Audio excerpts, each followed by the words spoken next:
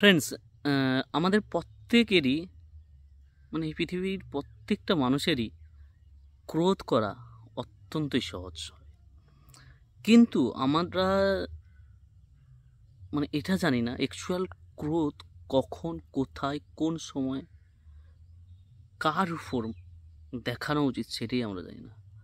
দেখুন, ক্রোধ হচ্ছে একটা আর্ট, কিন্তু ক্রোধ দেখানো। কারণ দেখুন, আপনি সঠিক সময়ে, সঠিক পদ্ধতিতে, সঠিক মানুষের উপরে সঠিক মাত্রায় আপনাকে ক্রোধ করার জানতে হয়। আপনি অযথা যাত্রার উপর আপনি ক্রোধ করতে পারবেন না। তাই ক্রোধও কিন্তু এক প্রকার আর্ট, কিন্তু কোথায় দেখাবেন, কোন জায়গায় দেখানো উচিত, কোন জায়গায় ক্রোধ করা উচিত নয়, এগুলো আপনাকে জানতে হবে। কিন্তু কথা হচ্ছে, অনেক সময় আমরা আমাদের উপর বা আমরা অনেক সময় অযথা, অনেক সময় অন্য জায়গার রাগ অন্য জায়গায় আমরা দেখে ফেলি। ঠিক একইভাবে সেই পরিস্থিতিতে যদি আমাদের কাছে কেউ যদি অযথা রাগ দেখায় বা ক্রোধ দেখায়, তো সেই জায়গায়, সেই পরিস্থিতিতে সেখানে আপনি নিজেকে কিভাবে কভার করবেন? সেখানে সবথেকে কভার করার উপায় হলো কি জানেন? সেই জায়গায় সেই পরিস্থিতিতে সেই ব্যক্তির উপর বিরোধিতা না করে আপনাকে সেই ব্যক্তির থেকে দূরত্ব মেনটেন করতে হবে। আর যদি আপনি সেই ব্যক্তির সামনে থেকে সেই মুহূর্তে আপনি সরে যেতে পারেন, দূরত্ব মেনটেন করতে পারেন, তাহলে দেখবেন সেই অযথা রাগ দেখানো বা যে কারণেই রাগ দেখাক না কেন, সেই ব্যক্তি দেখবেন আপনা আপনি সেই ব্যক্তির মধ্যে রাগ আপনা আপনি কিন্তু সমাপ্ত হয়ে যাবে।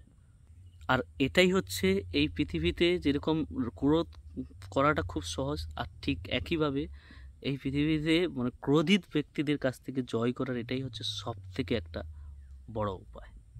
উদাহরণস্বরূপ একটা ঘটনা বলছি, শুনুন। ঘটনাটা হচ্ছে, একবার এক সাধুকে কয়েকজন খুব বকাবকি করছিল, খুব গালাগালি দিচ্ছিল। তো সেখানে সাধু তাদেরকে বলছে যে, আপনাদের যদি হয়ে গেছে, এবার আমি আসতে পারি? তো তারা তখন আরও রেগে গেছে যে, তোমাকে গালাগালি দেওয়া হচ্ছে, তোমার কোনো হৃৎপিত বলে কোনো আছে কি, কোনো নেই? তোমার কি গায়ে লাগছে না? তখন সাধু সেখানে উত্তর দিয়েছিল যে, আমি পাশের গ্রামে গিয়েছিলাম, সেখানে একজনের বাড়িতে ভিক্ষা করতে। সেখানে তাদের বাড়িতে আমাকে তারা ভালোবেসে আমাকে ভোজন করার জন্য কয়েকটা মিষ্টি এবং ছেঁড়া প্রসাদ প্রসাদ দিচ্ছিল, কিন্তু আমি সেগুলো নেইনি। তো এবার আমি আমি কি জানি, আমি সেখান থেকে চলে এসেছি, সেই প্রসাদ বা সেই তারা খেয়েছে কি, তারা অন্যদেরকে দান করেছে, সেটা আমি কি করে জানি? ঠিক একইভাবে তোমাদের এখানে আসছি, তোমাদের গ্রামে, তোমরাও আমাকে অনেক কথা শোনাচ্ছ বা অনেক কিছু বলছো। তো এটাও আমি সেই একইভাবে আমি এটা আমি গ্রহণ করলাম না, গ্রহণ করতে চাই না। তো এবার কথা হচ্ছে, তুমি যেটা আমাকে দিতে এসছো, তোমার জিনিস, আমি যখন নিচ্ছি না, সেটা তুমি নেবে না তোমার পাশের লোককে দেবে, সেটা তোমাদের ব্যাপার, তোমরাই ভাগ করে নাও।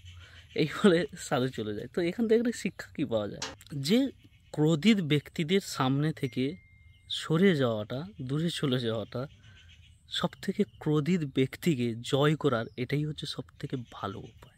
কারণ আমরা যদি ক্রোধের জায়গায় সেখানে ক্রোধ না দেখিয়ে, বরং ক্রোধকে যদি আমরা সেই ক্রোধিত পরিস্থিতিকে যদি আমরা সহ করে নিই, তাহলে আমাদের সামনে অনেক দুঃখের পরিস্থিতি থেকে আমরা কিন্তু রক্ষা পেয়ে যাই। আর আমরা যদি ক্রোধের পরিস্থিতি যদি সহ করতে না পারি, তাহলে এটা জানবেন, ক্রোধ কিন্তু আমাদেরকে শেষ করে দেবে। ক্রোধিত ব্যক্তি ক্রোধের সময় কখনোই সঠিক কথা বলে না। তারা হয়তো সেই ক্রোধ দেখিয়ে বলতে আসে, তোমার এটা ভুল আছে, তোমাকে এটা আমি বুঝাতে এসেছি, বা এইরকম বলে থাকে হয়তো, কিন্তু তারা অ্যাকচুয়ালি সামনের ব্যক্তিকে দুঃখ দেওয়া ছাড়া তারা কিন্তু কোনো শিক্ষা দিতে পারে না। আপনারা যদি আপনাদের মধ্যে মানে ক্রোধকে যদি আপনারা মুহূর্তের মধ্যে আটকে নিতে পারেন না, তাহলে কিন্তু আপনারা এটা জানবেন, সত্যি কথা বলছি, আপনারা আপনাদের জীবনে আসতে থাকা দুঃখের রাস্তাকে কিন্তু আটকে দেবেন। তাই ঝগড়ার পরিস্থিতিতে সবসময় চুপ করে থাকুন, কারণ আপনার নীরবতাই ঝগড়ার রাস্তাকে কিন্তু বন্ধ করে দেয়। ক্রোধ, ঝগড়া আর বদলা নেওয়ার মনোভাবকে না, যুক্তিতর্কর মনোভাবে পরিবর্তন করুন। আর সেই যুক্তিতর্ককে সামনের পার্সনকে শরবতের মতো সার্ভ করুন। কারণ শরবত যত ঠান্ডা পরিবেশন করবেন, সেটা কিন্তু তত ভালো হয়। ক্রোধ, ঝগড়াঝাঁটি, মারামারি এগুলো করে কি পাবেন বলুন তো, কী লাভ বলুন তো? কারণ লড়াই করতে থাকা কুকুরও না দেখবেন লাস্টে সে ন্যাংচাতেই ফিরে আসে। তাহলে আপনারাই বলুন যে আপনারা ন্যাংচাতে ফিরে আসতে চান আপনাদের নিজেদের জায়গায়, না আপনারা হাসতে হাসতে নিজেদের জায়গায় ফিরে আসতে চান? আপনারা যদি ক্রোধকে মানে বা ক্রোধিত ব্যক্তিকে কন্ট্রোল করতে চান না, তাহলে এই ক্রোধিত পরিস্থিতিতে বা নিজের মধ্যে ক্রোধ যখন আসবে এইসব পরিস্থিতিতে চুপ থাকুন। আর এটাই হচ্ছে সব থেকে বড় উপায় ক্রোধকে কন্ট্রোল করার। আপনারা যদি চুপ থাকেন, অটোমেটিক সামনের ক্রোধিত ব্যক্তি দেখবেন সে অটোমেটিক নিজেই চুপ হয়ে যাবে। আর এই ক্রোধকে জয় করার এটা সব থেকে বড় উপায়। আপনি কিছু আনাড়ি লোকেদেরকে দেখবেন না যে তারা মানে নিজেদের কাজে নিজেরাই ভুল করে, তারা দেখবেন নিজেদের যন্ত্রপাতির উপরে ক্রোধ প্রকাশ করে। অ্যাকচুয়াল এইসব লোকেদের ক্রোধ কিসে করা উচিত জানেন? অ্যাকচুয়াল এইসব লোকেদের ক্রোধ তাদের অলসতার উপর করা উচিত। একটা কথা বলছি শুনুন, যে জীবনে যদি শুনবেন, যদি শুনতেই হয়, কোনো কিছু শিখতেই হয়, তাহলে শুনুন ফুর্তিলি হয়ে, আর কথা বলুন অলস হয়ে, আর ক্রোধ দেখান নিজের আয়েস আরাম অলসতাকে। তো ভালো থাকবেন, সুস্থ থাকবেন। আর ভিডিওটা কেমন লাগলো অবশ্যই কমেন্ট বক্সে জানাবেন। আর হ্যাঁ, এখানে অনেকের প্রশ্ন আসতে পারে এটা যে ক্রোধিত কেউ আমার উপরে ক্রোধ করছে, সেইখানে ক্রোধিত ব্যক্তিকে সেই ক্রোধের জায়গায় জয় করার জন্য আমাকে চুপ থাকতে হবে এবং সেই জায়গা থেকে আমাকে সরে যেতে হবে। এটা ঠিক আছে, কিন্তু অনেক সময় আমাদেরকে যারা ক্রোধিত হয়ে আমাদেরকে যখন কেউ ধমকাতে থাকে, সেই জায়গায় কি করব? সেই জায়গায় কি মাথা ঠান্ডা রাখবো না কি করব? সেই জায়গায় কি আমার কী করা উচিত?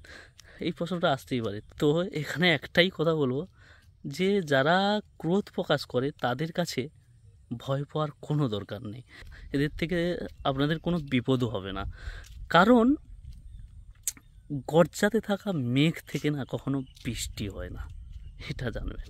তবুও বলছি, যারা গর্জাতে থাকো, ক্রোধ করতে থাকো, তাদেরকে বলছি আমাদের জীবনটা না অত্যন্ত ছোট ভাই।